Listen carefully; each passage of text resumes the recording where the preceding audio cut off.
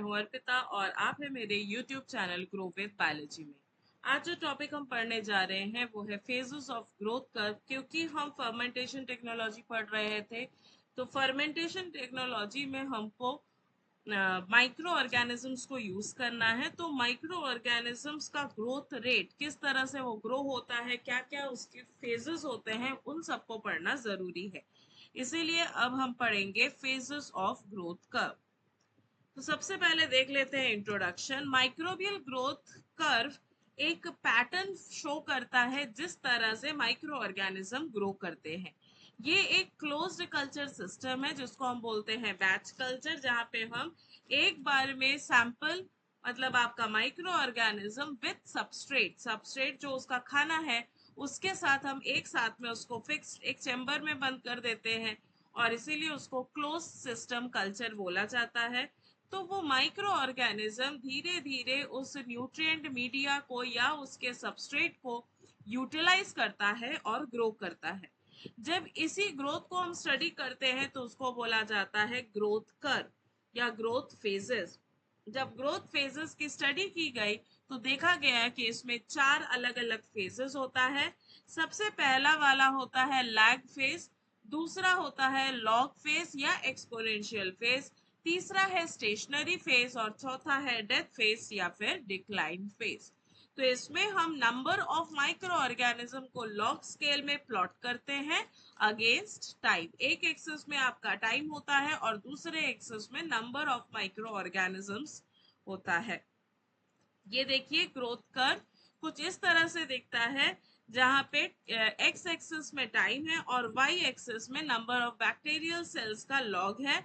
सबसे पहला फेज है लैग फेज, जहां पे आपको एक स्ट्रेट स्लिपिंग लाइन दिखती है, जिसका मतलब है कि आपका ऑर्गेनिज्म उस मीडिया या उस सबस्ट्रेट पे ग्रो होने की कोशिश कर रहा है। फिर जैसे ही वो स्टेबलाइज हो जाता है और ग्रोथ कर पाता है तो आ जाता है एक्सपोनेंशियल फेज। इसीलिए वो उसमें ग्रोथ या डिवीजन जल्दी जल्दी होता है, इसीलिए उसमें नंबर ऑफ ऑर्गेनिज्म बढ़ जाते हैं। फिर एक स्टेज आता है जहाँ पे वो सारे ऑर्गेनिज्म जाके रुक जाते हैं, अब डिवीजन बंद हो जाता है, जिसको हम बोलते हैं स्टेशनरी फेज। स्टेशनरी फेज के बाद आखिरी में आता है डेथ फेज, जहाँ पे सेल का ग्रोथ डिक्लाइन हो जाता है। अब आते हैं लैग फेजेस में। इसमें अगर कैरेक्टरिस्टिक्स की बात करें तो ये इनिशियल फेज है, जैसे ही आपने इनोकुलेट किया वहां से ये स्टार्ट हो जाता है। सेल्स अपने आप को अडेप्ट कराते हैं नए एनवायरनमेंट में। इसमें कोई भी सेल नंबर या सिग्निफिकेंट सेल नंबर में इंक्रीज नहीं होती है, क्योंकि यहाँ पे सेल डिवीजन नहीं होता है, सेल अपने आप को पहले एडजस्ट ही करता है। और यहाँ पे जो मेटाबॉलिक एक्टिविटी होती है वो बहुत हाई होती है। यहाँ एंजाइम्स, आरएनए, प्रोटीन्स, एटीपी, इन सब का सिंथेसिस होता है। सेल का साइज कभी कभार बढ़ जाता है। तो ये है इनिशियल कैरेक्टरिस्टिक्स। अब अगर हम देखें लैग फेज की इंपॉर्टेंस, तो ये एक्टिव सेल डिवीजन के लिए ये प्रिपेयर हो चुका है।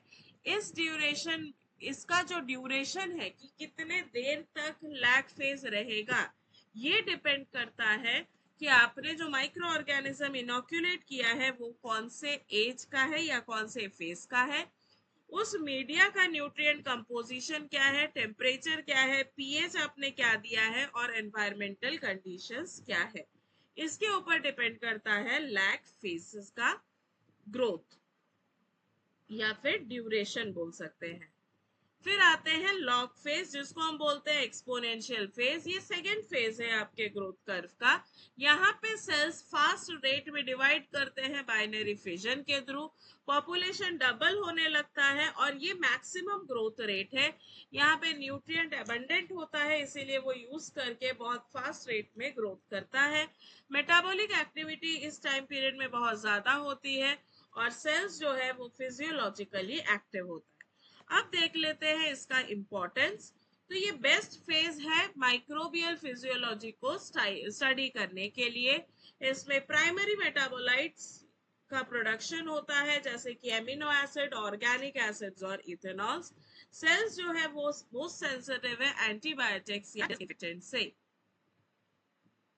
नेक्स्ट आते हैं स्टेशनरी फेज। ये थर्ड फेज है जिसमें कैरेक्टरिस्टिक्स हम बात करें तो सबसे पहले इसका ग्रोथ रेट इक्वल हो जाता है डेथ रेट से, इसीलिए नंबर ऑफ माइक्रो ऑर्गेनिज्म में इंक्रीज नहीं हो पाती है। टोटल सेल काउंट जो है वो इंक्रीज नहीं होता है, तो वो कांस्टेंट रहता है, इसीलिए आपको एक स्लीपिंग लाइन मिलता है जैसा कि लैग फेज में मिला था। न्यूट्रिशन लिमिट होने लगता है और टॉक्सिक मेटाबॉलिक प्रोडक्ट्स जो है वो एक्यूमुलेट होने लगता है, क्योंकि हम बैच कल्चर की बात कर रहे हैं। बैच कल्चर मतलब वो कल्चर जहाँ पे वो फिक्स्ड कंसेंट्रेशन में डाल दिया। मान लो आपने एक डब्बा लिया, उसमें सबस्ट्रेट दिया, ऑर्गेनिज्म दिया और डब्बा बंद कर दिया। अब वहां से ना कुछ बाहर जा रहा है ना कुछ आप डाल रहे हो, तो इसीलिए उस डब्बे के अंदर वेस्ट एक्यूमुलेट होगा, जिसके कारण सेल ग्रोथ का रेट कम हो सकता है, ऑक्सीजन भी कम हो सकता है। अगर इंपॉर्टेंस देखें तो इस फेज में सेकेंडरी मेटाबोलाइट्स प्रोड्यूस होते हैं, जैसे कि एंटीबायोटिक्स, पिगमेंट्स, टॉक्सिन्स और विटामिन। बहुत सारे बैक्टीरिया जो इस अनफेवरेबल कंडीशंस को एडजस्ट करने की कोशिश करते हैं, तो वो अपने आसपास में स्पोर का फॉर्मेशन कर लेते हैं, और जो सेल्स है वो अपने आप को डेवलप कर लेते हैं इस अनफेवरेबल कंडीशन में जिंदा रहने के लिए। तो ये स्ट्रेस से रेजिस्टेंस भी डेवलप कर लेते हैं। तो कुल मिला के स्टेशनरी फेज भी आपका बहुत इंपॉर्टेंट फेज है। लास्ट फेज आता है डिक्लाइन फेज या डेथ फेज। इसके बाद और भी काउंट्स होते हैं, जैसे पूरे सेल्स मर नहीं जाते। अगर हम इस डायग्राम को ध्यान से देखें तो यहाँ पे देखिए number of bacterial cells 48 hours के बाद भी कुछ ना कुछ बच गया है, तो वो सेल्स सरवाइव कर जाते हैं। तो हम वापस चलते हैं अपना लास्ट फेज जो कि है डिक्लाइन फेज पे। उसमें डेथ रेट जो है वो ग्रोथ रेट से बढ़ जाती है। सेल का वायबल नंबर, जो सेल नंबर्स होते हैं वो धीरे धीरे धीरे धीरे एक्सपोनेंशियली कम होने लगते हैं। जितना फास्ट बढ़ा था उतना ही फास्ट वो डिक्रीज होना लगता है। सेल अपने आप ऑटोलाइसिस से मरने लगते हैं, न्यूट्रिशन खत्म होने लगता है और टॉक्सिन्स एक्यूमुलेट होने लगता है। सेल का जो वायबिलिटी है वो कम हो जाता है। अगर आपने डेथ फेज वाले सेल को लैग फेज में डाल दिया तो उसका ग्रोथ रेट बहुत स्लो होगा। इसको हम माइक्रोबियल सर्वाइवल की स्टडीज के लिए यूज कर सकते हैं। रेजिस्टेंट सेल्स और स्पोर्स इस फेज के बाद जिंदा रहते हैं, जिसमें स्पोर बन गया या जो रेजिस्टेंस बन चुका है वो जिंदा रहते हैं, बाकी सारे सेल्स खत्म हो सकते हैं। अब अगर हम कंपेयर करें सारे फेजेस का, तो सेल डिवीजन अगर फर्स्ट क्राइटेरिया पकड़े तो लैग फेज में बहुत कम होता है, लॉग में मैक्सिमम होता है, एक्सपोनेंशियल में या स्टेशनरी में इक्वल टू डेथ फेज होता है, और डेथ में बहुत कम हो जाता है।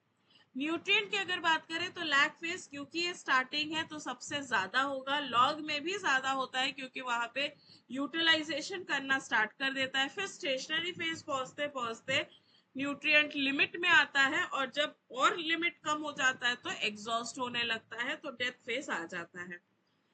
नेक्स्ट आते हैं सेल नंबर। लैग फेज और स्टेशनरी फेज, इन दोनों फेजेस में ये कांस्टेंट होता है।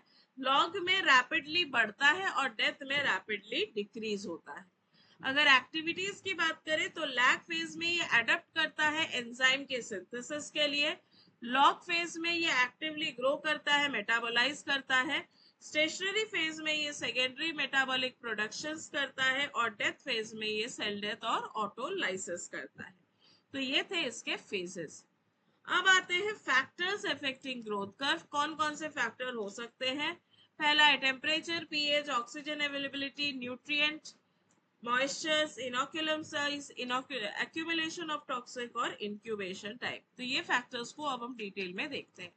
सबसे पहले आते हैं टेम्परेचर। ये सबसे इंपॉर्टेंट है क्योंकि यहाँ पे एनवायरमेंट के बेसिस पे या टेम्परेचर के बेसिस पे ही माइक्रोबियल ग्रोथ पॉसिबल है।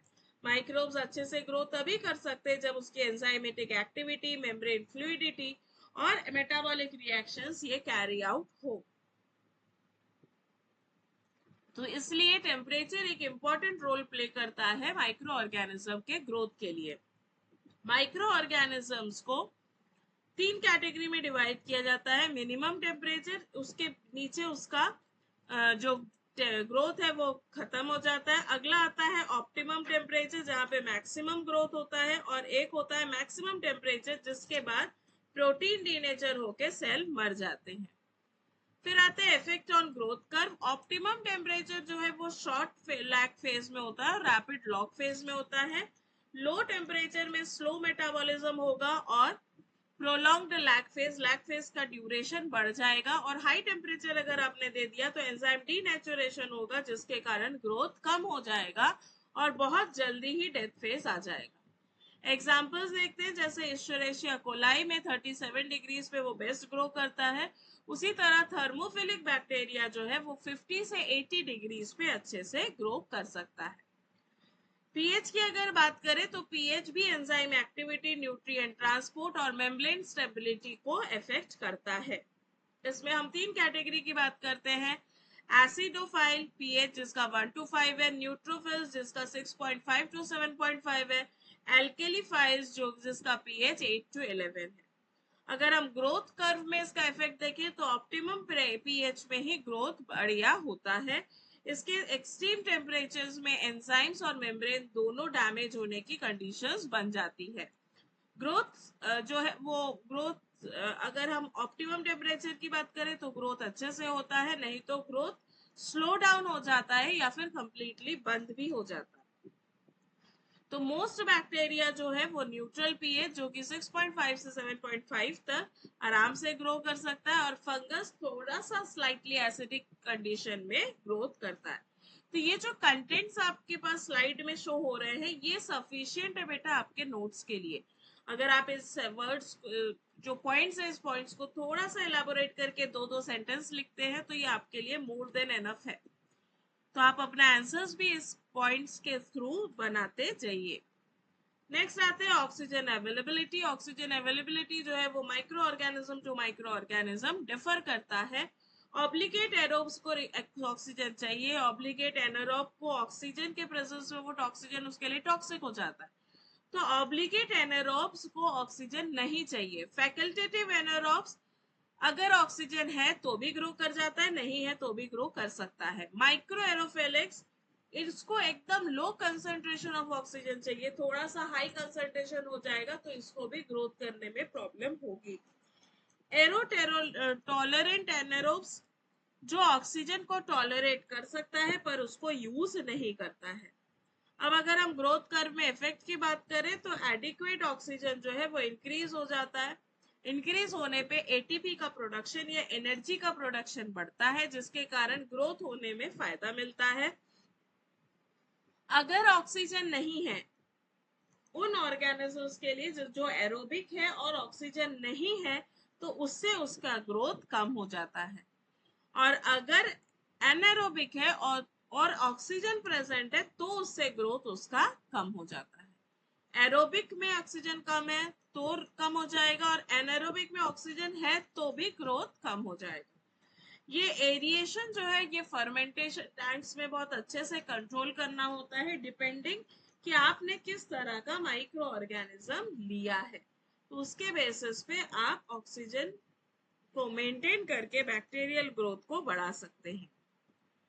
फिर आते हैं न्यूट्रिएंट कंसंट्रेशन। माइक्रो ऑर्गेनिजम्स को न्यूट्रिएंट चाहिए एनर्जी, ग्रोथ और रिप्रोडक्शन के लिए। एसेंशियल न्यूट्रिएंट्स में आते हैं कार्बन, नाइट्रोजन, मिनरल, विटामिन और ट्रेस एलिमेंट। ट्रेस एलिमेंट उसकी ग्रोथ को और थोड़ा सा एनहांस कर देते हैं, उसके एक्टिविटी को बढ़ाने में हेल्प करते हैं। ग्रोथ कर्व का इफेक्ट क्या है? अगर हाई न्यूट्रिएंट है तो रैपिडली वो एक्सपोनेंशियल फेज में ग्रोथ करेगा। अगर न्यूट्रिशन लिमिट हो गया है तो ये स्टेशनरी फेज जल्दी ला देगा, न्यूट्रिएंट खत्म हो जाएगा तो वो यूटिलाइज नहीं कर पाएगा और डिवीजन कम होने लगेगा। तो स्टेशनरी फेज जो है वो जल्दी आ जाएगा और न्यूट्रिएंट अगर डिप्लीट हो जाए, खत्म हो जाए तो फिर डेथ फेज जल्दी आ जाएगा। अगर न्यूट्रिएंट कम हो रहा है तो स्टेशनरी पहले आएगा, अगर खत्म हो जाए तो डेथ पहले आएगा। तो इसीलिए न्यूट्रिएंट रिच मीडिया हमको यूज करना है जिससे बायोमास और प्रोडक्ट का यील्ड दोनों अच्छे क्वांटिटी में मिल सके। फिर आता है मॉइस्चर या वाटर में। वाटर भी एक एसेंशियल रिक्वायरमेंट है बायोकेमिकल रिएक्शन में। अगर हम सब पाउडर फॉर्म में डालते तो कोई रिएक्शन नहीं होगा। सारे चीज को रिएक्ट होने के लिए एक सॉल्युबलाइज्ड सबस्ट्रेट चाहिए जो कि वाटर होता है। ये डिसॉल्व कर लेता है सारे न्यूट्रिएंट्स को, सेल्स के टर्गर प्रेशर को मेंटेन करता है और साथ ही साथ ये एंजाइम की एक्टिविटी को फैसिलिटेट या हेल्प करता है। हाई मॉइस्चर होने से माइक्रोबियल ग्रोथ बढ़ जाता है, लो मॉइस्चर होने से मेटाबॉलिज्म कम होता है और ग्रोथ इनहिबिट हो जाता है। देखो बारिश के दिन में जब मॉइस्चर ज्यादा होती है तो आपको सड़ने की, जो सब्जियां सड़ जाती है, खराब हो जाती है, वो फास्ट दिखता है, जबकि गर्मी के दिन में सब्जी सूख जरूर जाती है पर सड़ती नहीं है उतने जल्दी। तो ये जो डिफरेंस है ये मॉइस्चर कंटेंट के कारण है। अगर हाई मॉइस्चर है तो माइक्रो ऑर्गेनिज्म जल्दी ग्रो कर सकता है, मॉइस्चर कम हो जाता है तो ग्रोथ रेट कम हो जाता है, और अगर एक्सट्रीमली ड्राई कंडीशन में पहुंचा दियो तो ग्रोथ इनहिबिट भी हो जाता है। तो बैक्टीरिया को on an average high water activity ही जरूरत पड़ती है। फिर आते हैं इनोक्यूलम साइज। इनोक्यूलम साइज का मतलब है कि आप कितने कंसंट्रेशन में अपने माइक्रो ऑर्गेनिज्म को ऐड करवाते हैं। आपका 1 लीटर का कंटेंट है तो उसमें आप कितना माइक्रो ऑर्गेनिज्म डालोगे, और 10 लीटर कंटेंट है तो कितना डालोगे। कौन से फेज में ऑर्गेनिज्म है तो भी आपको वेरिएशन करना होगा। जैसे अगर लैग फेज में है तो इनोक्यूलम साइज अगर छोटा है तो फिर वो लैग फेज में बढ़ता जाएगा। अगर वो इनोक्यूलम साइज आपने बहुत ज्यादा दिया है तो लैग से लॉग में फास्ट मूव करेगा, और अगर बहुत ज्यादा है तो तुरंत वो न्यूट्रिशन डिप्लीशन पे चले जाएगा। ध्यान से समझिए, फिर से बता रही हूँ, अगर मेरे पास माइक्रो ऑर्गेनिज्म कम है तो वो पहले ध्यान से एडजस्ट होगा, पर माइक्रो ऑर्गेनिज्म अगर उससे थोड़ा ज्यादा दे दिए तो एडजस्टमेंट जल्दी हो जाएगा, और उससे भी ज्यादा दे दोगे तो खाना जल्दी खा लेगा, तो जल्दी खा लेगा तो स्टेशनरी फेज के पास जल्दी पहुंच जाएगा, और अगर स्लो खा रहा है, स्लो एडजस्ट कर रहा है तो लैग फेज बढ़ जाएगा, और अगर आपने ऑप्टिमम डाला है तो अप्रोप्रिएट लैग और लॉग फेज मिलेगा। तो ये है, डिपेंड करता है आपके इनोक्यूलम साइज पे। नेक्स्ट आते हैं टॉक्सिक मेटाबोलाइट्स। टॉक्सिक मेटाबोलाइट्स तब प्रोड्यूस होता है जब माइक्रो ऑर्गेनिज्म सेकेंडरी फेजेस या स्टेशनरी फेज के तरफ पहुंच चुका है, जैसे कि organic acid, alcohol, carbon dioxide, hydrogen peroxide और एमोनिया। ये सारा कुछ माइक्रो ऑर्गेनिजम्स के खुद के लिए भी टॉक्सिक है, इसीलिए ये एंजाइम एक्टिविटी को इनहिबिट कर देता है, सेल मेम्ब्रेन को डैमेज करता है और स्टेशनरी फेज को जल्दी जल्दी ले आता है। इससे डेथ रेट या डेथ फेज भी जल्दी होता है। जैसे जैसे टॉक्सिक बढ़ते जाएगा तो डेथ फेज भी जल्दी जल्दी आ जाएगा। तो ये मेजर प्रॉब्लम है बैच कल्चर में, इसको ओवरकम कम कर सकते हैं विद कंटिन्यूअस कल्चर और other types of culture. Next आते हैं इंक्यूबेशन टाइम पे। इंक्यूबेशन टाइम में अगर शॉर्ट इंक्यूबेशन टाइम है तो लैग से लॉग फास्ट हो जाएगा। ऑप्टिमम इंक्यूबेशन में आपको मैक्सिमम बायोमास प्रोडक्शन मिलेगा, और अगर आप इंक्यूबेशन टाइम को बड़ा कर दो तो न्यूट्रिएंट डिप्लीशन कम हो जाएगा, न्यूट्रिशन डिप्लीट हो जाएगा, वेस्ट का एक्यूमुलेशन बढ़ जाएगा और डेथ फेज सबसे ज्यादा दिखेगा। तो आपको इंक्यूबेट करना है, मतलब जो आपने सेटअप लगाया है वो कितने दिन तक चलाना है, मेरा प्रोडक्ट बनने के बाद मैं कब उसको वहां से रिलीज आउट करूं, तो वो है मेरा इंक्यूबेशन टाइम। अलग अलग प्रोडक्ट के लिए ड्यूरेशन चेंज हो जाता है। अगर कोई प्रोडक्ट 10 दिन में बन रहा है तो हम 11वें दिन में प्रोडक्ट को रिकवर कर ले, अगर हम नहीं कर रहे हैं तो उससे वेस्ट और एक्यूमुलेट होगा, प्रोडक्ट पे भी हार्मफुल इफेक्ट हो सकता है और आपका ऑर्गेनिज्म भी डैमेज हो सकता है। अब अगर हम इसको समराइज करें तो टेम्परेचर जो है वो एंजाइम एक्टिविटी और मेटाबॉलिक रेट को कंट्रोल करता है, उसी तरह पीएच भी सेम काम करता है। ऑक्सीजन अवेलेबिलिटी, रेस्पिरेशन और एटीपी प्रोडक्शन को बेसिकली मैनेज करता है। न्यूट्रिएंट कंसंट्रेशन सेल ग्रोथ और डिवीजन को सपोर्ट करता है। मॉइस्चर जो है वो एसेंशियली मेटाबॉलिज्म और न्यूट्रिएंट ट्रांसपोर्ट को इफेक्ट करता है। इनोक्यूलम साइज, अगर ये डिपेंड करता है कि आपको लैग फेज जल्दी रखना है, खत्म करना है, कि लॉग फेज को लंबा खींचना है। टॉक्सिक मेटाबोलाइज ये इनहिबिट करता है ग्रोथ और डेथ रेट को बढ़ा देता है। साथ ही साथ इंक्यूबेशन टाइम की अगर बात करें तो ये डिटरमाइन करता है कि ये अलग अलग फेजेस में कितने ड्यूरेशन में प्रोग्रेस करेगा। अगर एप्लीकेशन की हम बात करें तो इंडस्ट्रियल फर्मेंटेशन में antibiotic production, vaccine production, food microbiology, waste water treatment, clinical microbiology, biotechnological research, quality control और इन सब में यही काम आता ही है। तो इन सब को आपको थोड़ा सा डिटेल में दो दो सेंटेंसेस लिखना है कि किस तरह से इंडस्ट्रियल फर्मेंटेशन में ग्रोथ कल्चर या ग्रोथ कर्व काम आ सकता है। तो अगर हम ग्रोथ कर्व को समराइज करें तो इसमें लैग फेज में ये अडेप्ट करता है, इसमें कोई सेल नंबर इंक्रीज नहीं होता है। लॉग फेज में एक्सपोनेंशियल ग्रोथ होता है और मैक्सिमम एक्टिविटी दिखता है। स्टेशनरी फेज में ग्रोथ और डेथ इक्वल हो जाता है, इसीलिए अल्टीमेट नंबर ऑफ सेल्स बढ़ते नहीं है। डेथ फेज में सेल डेथ बढ़ जाता है क्योंकि न्यूट्रिएंट खत्म होने लगता है और वेस्ट एक्यूमुलेट होने लगता है। तो ये था हमारा फेजेस ऑफ ग्रोथ कर्व। मुझे लगता है कि आपके लिए काफी सफिशिएंट है आपके टॉपिक को एक्सप्लेन करने के लिए। अगर आप चाहें तो इस टॉपिक से नोट्स भी डिटेल में बना सकते हैं। यहाँ तक बने रहने के लिए बहुत बहुत धन्यवाद। अगर आपको वीडियो अच्छा लगे तो लाइक करिए, शेयर करिए, चैनल को सब्सक्राइब करिए और बेल आइकन प्रेस करिए ताकि अपकमिंग वीडियो आप तक पहुंच सके। Thank you and happy study.